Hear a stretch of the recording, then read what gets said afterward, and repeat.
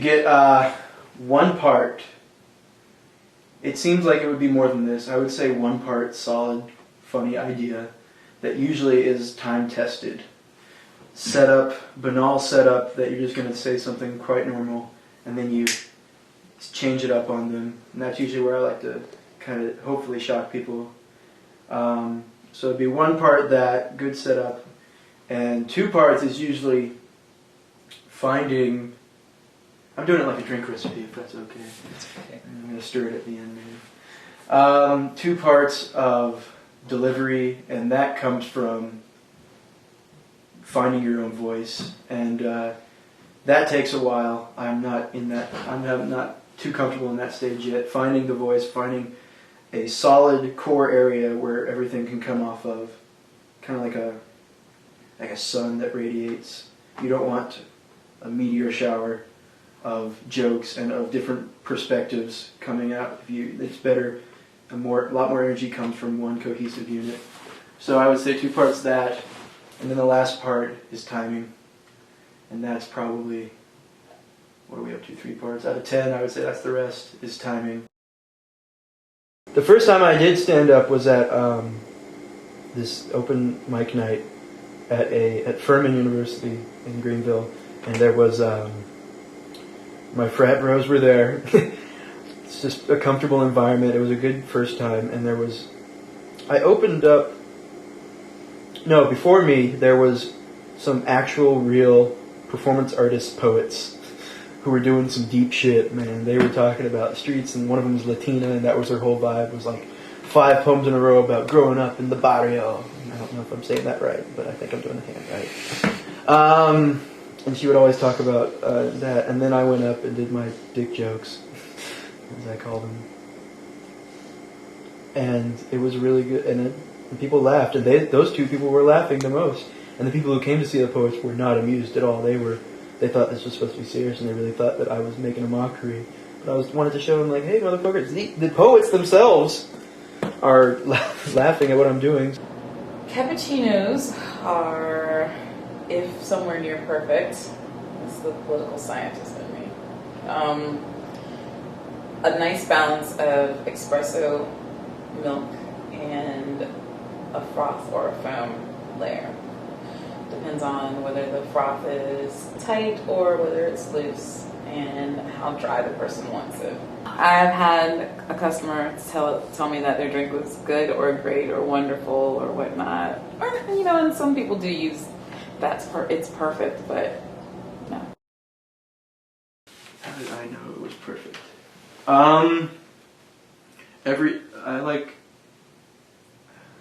I would say it's impossible to tell a perfect joke. Perfect joke would be something that everyone would laugh at. No matter race, creed, color, country of origin, east, west, something that they would laugh at, and that's almost impossible. And have I written a perfect joke? God, I hope not, because it's not coming to mind. You think if you wrote a perfect joke, you'd have it like ready. One used to heat the mug so that it stayed hot all the way through the experience, made for a more pleasurable drink. At the time, the best shot for the machines we were working on was a 17 to 24 second shot. I still shoot for somewhere in between there. I don't think my coworkers know that. I time my shots in my head when I do espresso. Especially on cappuccinos and on espresso drinks, like just a straight espresso or a double espresso or a macchiato, because those people tend to be purists, so they're going to notice whether you've given them a hard or a soft shot. The perfect joke. The best joke I think I've ever constructed and told is, I would say, you ever been caught masturbating? I do. It happens to me all the time. Well, that might be because I have a net fetish. Like the one thing that a joke's supposed to be, I would just like, give it purpose later. Just find a way to work things in from your daily conversations that were funny. Like, that's a good form of inspiration for me is like if you write things down. I keep a tape recorder with me. I write things down, and if I say something funny in a conversation that not necessarily structured like a joke, I can think about it later. Like every time someone says the phrase "colored pencil," I like to go, "No, African American pencil." And I don't know how to work that into something yet, but I'm gonna keep saying it because it's hilarious to me. It's got a nice chroma on it. It's nice and golden. Yeah. We always pull short shots. That's bothered me for a long time. Yeah, we do. That's a pretty But photo too. I think Kitty humors me 9 days out of 10. You can see that top layer there. Gorgeous. And then I like to actually come as close to possible to coating the entire mug around the outside or the shot in the back. Like so. Some people get a spoon the foam out. I like to pour over the back of the handle and make a mess. Gorgeous. God, I want to drink it. That one's not bad. I like mine personally a little drier, but that one's not bad. Another point before I say this joke is that I'm supposed to be sitting low. Forgot. Can I be? You're good, Can I you're be postmodern and reference that we're in a documentary?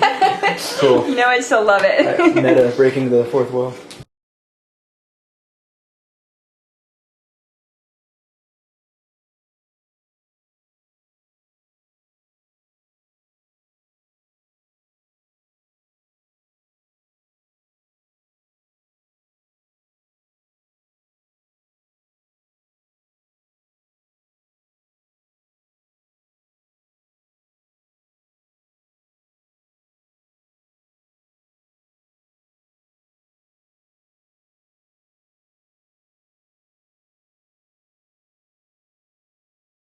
If you could describe your stand-up comedy or your persona as a comedian in one phrase, what are you?